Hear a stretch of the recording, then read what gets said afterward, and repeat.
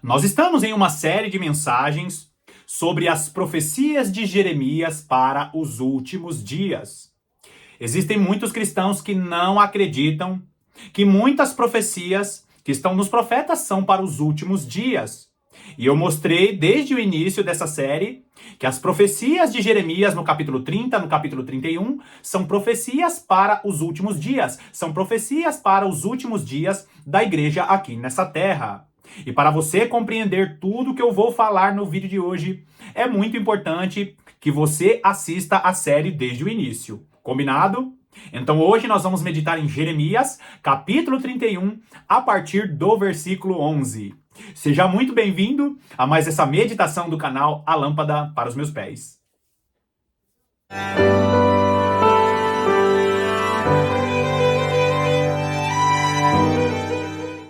Somente aqueles que recebem Jesus Cristo como Senhor e Salvador de suas vidas vão receber a salvação eterna. Não existe outro Senhor, não existe outro Salvador, não existe um outro nome ao qual nós devemos fazer as nossas orações, fazer as nossas petições. Somente Jesus Cristo é Senhor e Salvador e mediador entre Deus e os homens. E é muito simples compreender essa mensagem. Essa mensagem está clara e patente para todas as pessoas do mundo. Essa é uma mensagem acessível para qualquer pessoa do mundo. E Deus deixou essa mensagem simples para que a humanidade entenda que não existe outra maneira de ser salvo. Mas existem preciosidades que Deus deixou em sua palavra para que aqueles que meditassem de maneira profunda recebessem esses tesouros escondidos, que são as informações que Deus deixou nos profetas para guiar a igreja do tempo do fim. Você não precisa ser perito em final dos tempos, em escatologia, para ser salvo, mas você precisa meditar de maneira profunda na palavra de Deus para saber qual é a direção que Deus tem para a igreja no final dos tempos. Nós estamos vivendo em uma geração que está acostumada a buscar o caminho mais fácil. Nós estamos vivendo diante de uma igreja, diante de um cristianismo, que é um cristianismo que prega que nós vamos sair no momento da grande aflição, quando na realidade o que Deus tem para a igreja é uma preparação especial para o período que nós vamos entrar. E nos vídeos anteriores, nessas meditações do profeta Jeremias, eu falei a respeito justamente disso, de códigos que Deus deixou em sua palavra para direcionar e guiar a igreja dos últimos dias.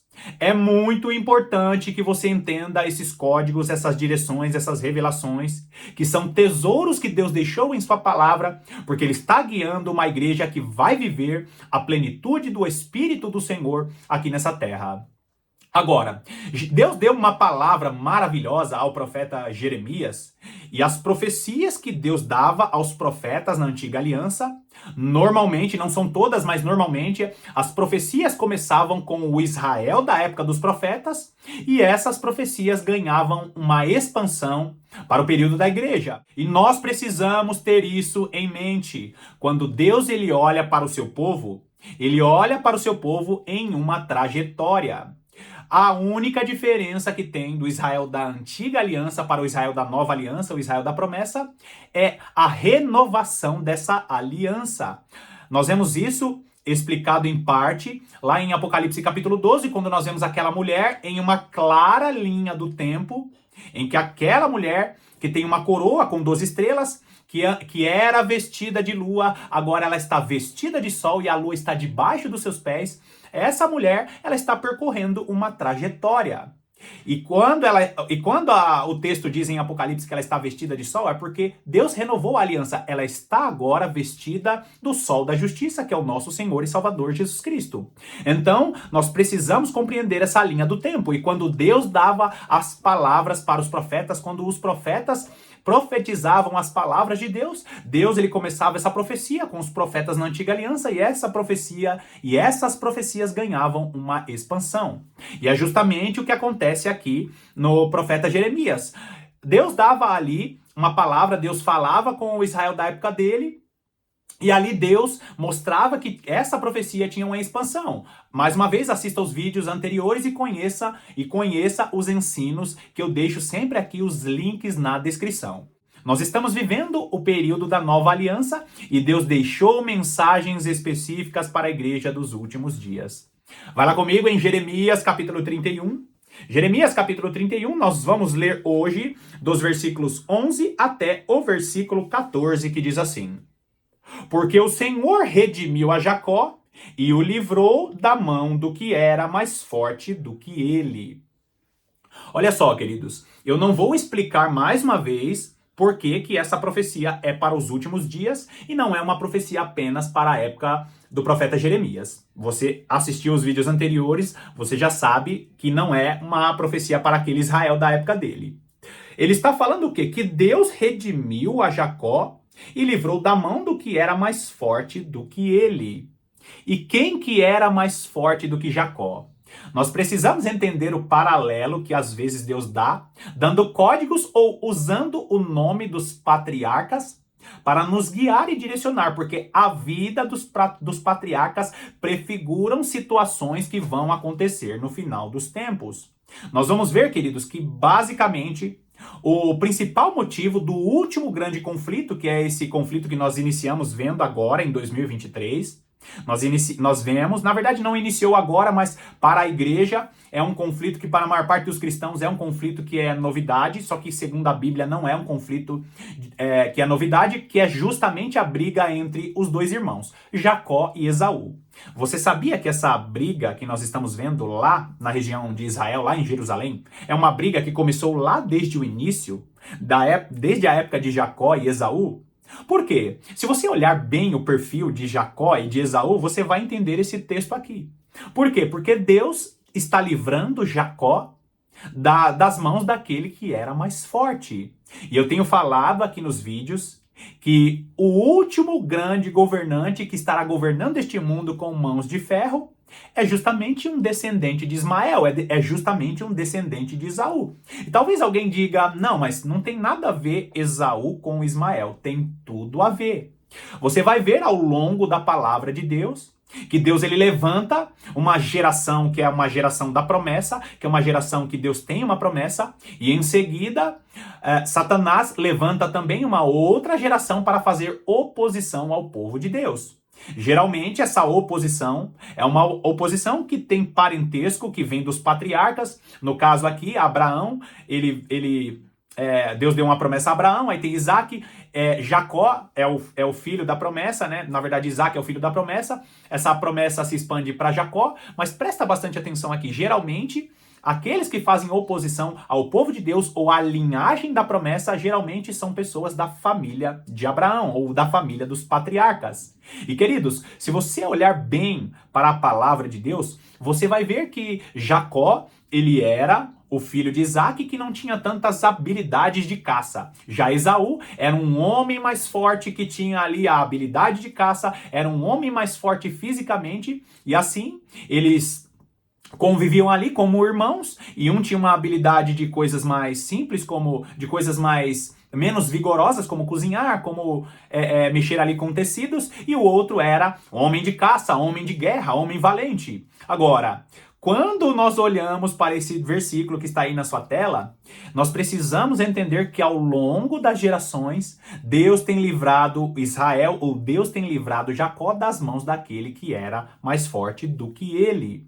E para você entender o que eu estou falando, para você entender que essa briga que começou lá atrás, de Isaac com Ismael, e depois essa briga se prolongou em Esaú, em Jacó e Esaú, essa é uma briga que nos faz entender o livro de Obadias, por exemplo.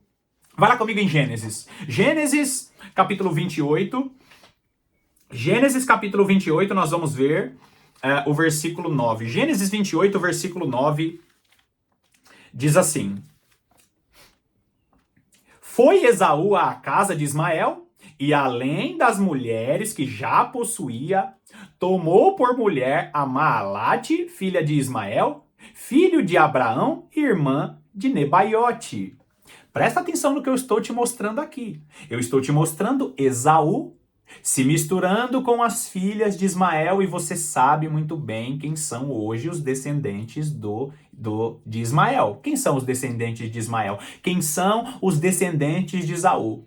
Uma outra linhagem paralela à linhagem de Isaac e de Jacó está sendo construída desde o início para fazer oposição ao povo de Deus. Olha só, ainda em Gênesis, olha só o que diz Gênesis 36, nós vamos ler apenas o versículo 2. Gênesis 36, o versículo 2 diz assim: Esaú tomou por mulheres dentre as filhas de Canaã, Ada, filha de Elon, Eteu, Olibama, filha de Aná, filho de Zibeão, Eveu.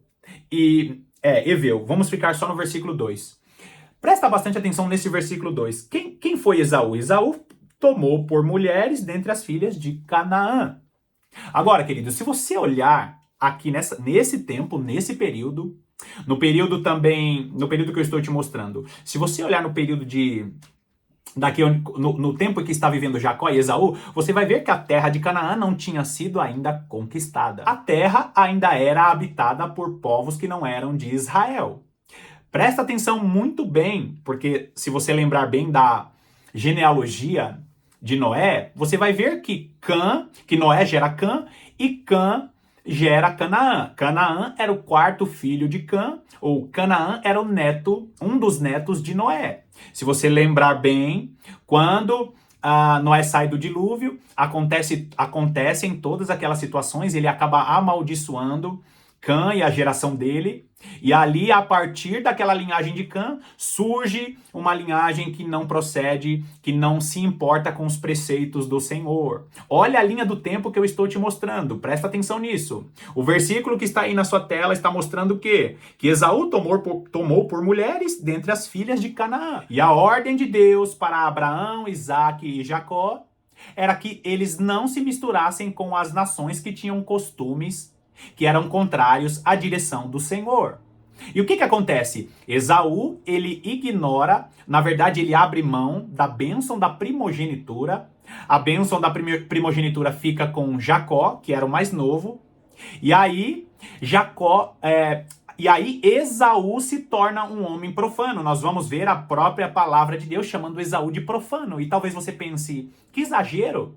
Quando na realidade nós vemos que a partir do momento que Esaú abre mão da bênção da primogenitura, abre mão da promessa, ele passa a se misturar com povos que não eram povos que tinham a direção de Deus. E aí, queridos, ele toma por mulheres as filhas de Canaã. E as filhas de Canaã, choquem com essa informação, as filhas de Canaã os povos de Canaã eram povos que viviam ali na costa do mar, povos que não procediam do Senhor. E hoje, você sabe como que se chama aquela região que antigamente era Canaã? Que viviam ali os povos que se misturaram com Esaú? Se chama Palestina. E aí, queridos, você entende muito do que está acontecendo hoje lá em Israel, e você entende o porquê que o livro de Obadias é um livro escatológico. Você sabia que a maior parte dos cristãos não entendem que Obadias é um livro escatológico? E eu espero poder futuramente fazer um estudo escatológico em cima do próprio livro de Obadias. No final dos tempos, o livro de Obadias ficará muito claro como um livro profético para o final dos tempos. Só que a maior parte dos cristãos ainda não entendem que o anticristo virá de Ismael, virá de Esaú. Por quê? Por causa dessa mistura. Esaú se mistura com as mulheres ismaelitas e Esaú se mistura com as mulheres cananitas ou cananeias. Por quê, queridos? Porque na época em que Esaú se mistura com essas mulheres, ali naquelas regiões estavam linhagens que não eram linhagens vindas da promessa. Nós vamos ver ao longo das gerações Deus levantando o povo da promessa e Satanás levantando um povo espelhando, tentando copiar uma espécie de linhagem paralela para fazer oposição com o povo de Deus. E nós vamos ver o anticristo surgindo desse grande povo, dessa grande religião que nós conhecemos, que vem dos ismaelitas, essa grande religião que vem dos ismaelitas, que vem de Esaú, que são povos misturados, que está crescendo cada vez mais, e o anticristo sairá de Pérgamo, da Turquia, o anticristo virá de Nínive, daquelas regiões, o anticristo virá ali das regiões de Moabe, da Assíria. É só você pegar todos esses endereços que eu estou te dando. Agora volta lá comigo, entendendo tudo isso, volta lá comigo em Jeremias capítulo 31. Nós vamos ler o versículo 11 de novo, porque essa é uma meditação profundíssima. Nós vamos ler o versículo 11 de novo, porque o Senhor redimiu a Jacó e o livrou da mão do que era mais forte do que ele. Entendendo todo esse pano de fundo que eu acabei de mostrar para você, o que você percebe? O texto de Jeremias é para o final dos tempos. Isso é inegável, eu mostrei para você nos últimos vídeos. Só que quem que Deus estará livrando? Das mãos de quem que é mais forte do que os da descendência de Jacó? A igreja de Jesus Cristo faz parte da descendência de Jacó por causa do sacrifício do Senhor na cruz do Calvário. Só que no final dos tempos estará se levantando um que é mais forte, que vem da descendência de Esaú, que se misturou com a descendência de Ismael, que criou aquela grande religião, e essa grande religião hoje é o povo, ou tem o povo mais forte da terra, e você precisa compreender isso. É só você perceber a invasão que essa grande religião, que esse grande povo está fazendo ao redor de todo o mundo. E se você não compreender isso, você vai se unir ao grupo de cristãos que estão dormindo pensando que vão ser arrebatados a qualquer momento ou de maneira secreta. Deus está revestindo a sua igreja de poder e graça para suportar as coisas que vão acontecer. Por quê, queridos? Porque se você olhar para este povo dessa grande religião, fisicamente e em número de pessoas, eles são muito mais fortes. Aquela grande religião que descende de Esaú e de Ismael, eles são muito mais fortes para um conflito pessoal, em uma guerra, por exemplo. Eles são muito mais fortes em números de convertidos dentro da própria religião.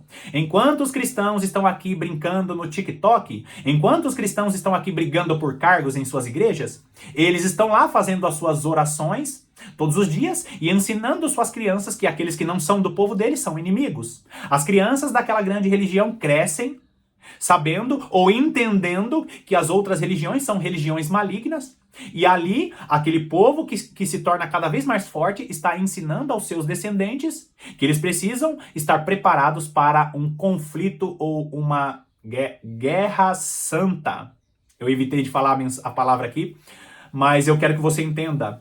Aquela grande religião no final dos tempos que descende de Esaú, de Ismael, é a grande religião que estará mais forte do que a linhagem da promessa que vem lá de Abraão, que é a linhagem constituída por causa do sacrifício de Jesus na cruz do Calvário, porque estará fazendo oposição ao povo de Deus mais uma vez.